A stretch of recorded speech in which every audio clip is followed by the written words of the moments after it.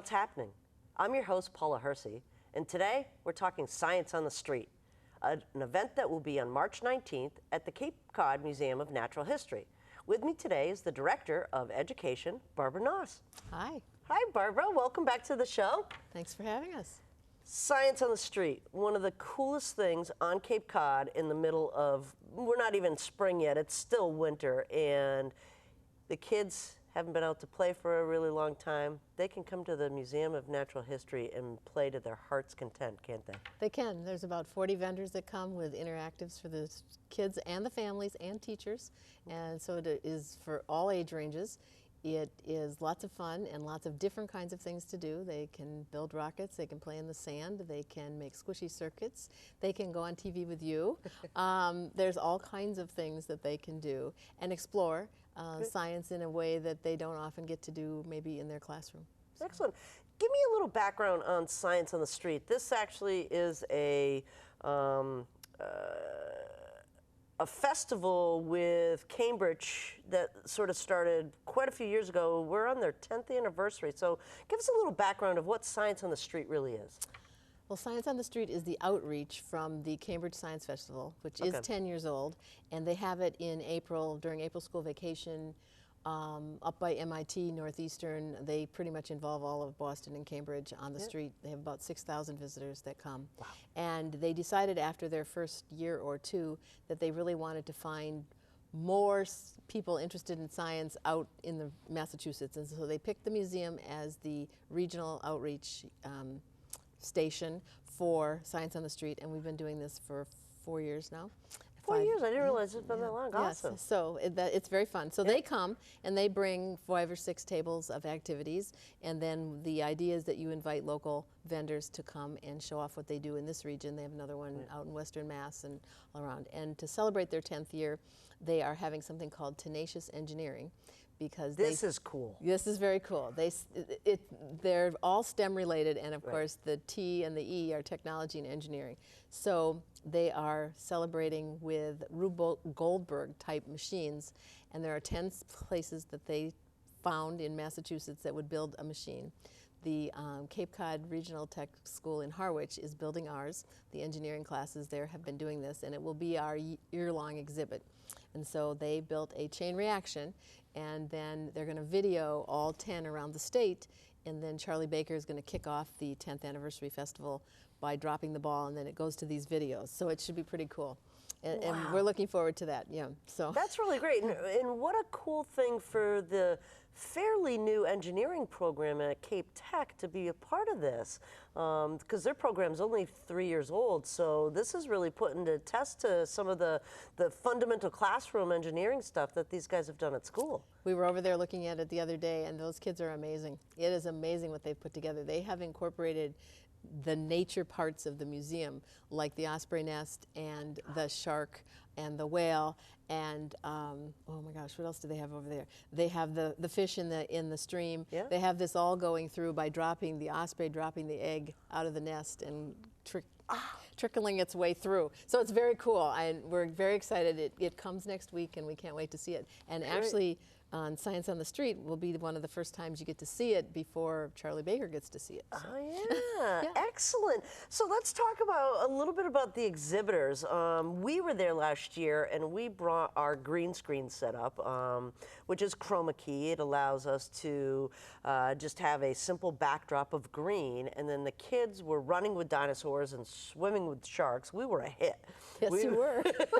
You were. We thought the little kids would be scared by the dinosaurs running through the film, but you know, they were immersed in this activity, and every activity that we saw there just immersed the child into doing something. It was very hands-on. What do you got planned this year? We're hoping that will be true again. Well, the reality sandbox is coming back because everybody likes that. They like to see how the beach erodes or what they can figure out how to make the water move around. So they love that. And squishy circuits is always a big deal because they can make things light up by using Play-Doh and LED lights. So that's the squishy circuits are really that's a big fun. Deal. Archaeology will be there. They have a dig planned with the kids where they dig They did it a couple years ago, and they're coming back where they can dig for the pottery and then reconstruct it. So they sift and they go through the whole archaeology process. So they'll be there. Great. We have a butterfly exhibit this year because in the one corner we have the bees that come in and out, and people can always come and put on the veils and go across the street. Well, we're going to have a butterfly house and a pollinator path outside our front entrance this summer. And inside there will be the butterfly exhibit that explains why butterflies are just as important as the bees and the hummingbirds.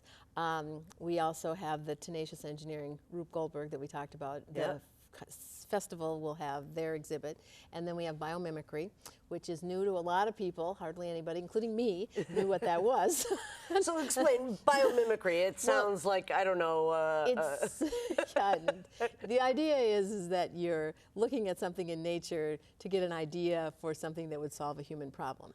And it was coined and started by the man who invented Velcro, which came off of the burrs that were sticking to him and his dog. And he decided that maybe he could put these to better use by he put them under a microscope to see the hook and chain kind of hook. So they did that. The wind turbines that you see were actually thought of by thinking about the whale flipper that propels, and there's all kinds of things. There's something to do with the way that termites build their apartments has to do with some engineering and architecture. There's all kinds of things. There's cement and coral, and you have to come and see the exhibit. Okay. Biomimicry New England is presenting that, and they will also be there at Science on the Street. Okay. And that's a year-long exhibit for you guys, too. And that's really one of the focuses of 2016 for the Museum of Natural History. Actually, our theme this year is curious. Are you curious? Because there's lots to find out about. The aquarium is still there, but that has also been remodeled a little bit, and there's some new animals down there. So and you got WHOI coming. What's Hole's going to be there? WHOI's coming. Marine Biological Laboratory is coming. Provincetown Coastal Studies is coming. NOAA from Stellwagen Bank is coming. The man with his little microscope where you can look inside the scallop and see the 70 eyes is coming. I missed that last year. Well, check him out this year. He's back again. The big deal is Kiting USA. They're coming to do a kite demonstration and talk, and then if you like it, you can sign up later to do a program and make your own kite. So that's and you think about it, it's all playful, but it's all learning. That's right. And I think playing and learning go hand in hand. That's right. They do at the museum anyways, That's right. It's exploring and discovering and seeing what you can come up with. Exactly. Crocker Nurseries. Are they going to show you how to grow plants? Well, they do. They plant. They come and plant every year. You plant, and they do a whole little lesson in what you need to be a successful gardener. And they go away with a little pot that has a plant in it that hopefully grows if they take care of it when they get home. So, and Crocker Nurseries is a big sponsor this year. They're helping us with our pollinator path and the butterfly house. So. That is so great. So March 19th, it runs 11 to 3. They can check out your website where all the details will be. Age group, only big kids or little kids? Or no, 0 to 104. 0 to 104. Last year, we noticed a lot of grandparents with their grandchildren. And we just thought that was a really neat thing to see is, these folks out there with the little kids were coming to experiment with them. Like you said, they're curious at any age, and the grandparents walked away with what STEM really means. I think a piece of, when we say STEM, it's an acronym, science, technology, engineering, and math, but we use STEAM a lot too, which brings in the art component. The museum really has done this since the inception. You've been a STEM destination for a very long time. Give us an overview of really how the museum embraces that. Well, we're really, really, really fortunate on our location because nature gives us a lot of opportunities to take it almost any direction. And so whoever coined the word STEAM maybe was thinking of us, I don't know, but they might have been.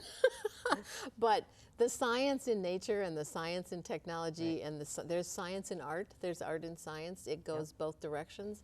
The math, it's very interesting to watch people come to the realization that, oh, we're doing math. we weren't realizing we were doing math. We were playing a game or we Right. were solving a puzzle, and they don't realize sometimes that that's part of what they're doing. So yes, I probably, since John Hay started his roadside tent in 1954, we've probably been sort of STEAM in one great? way or another. Yeah.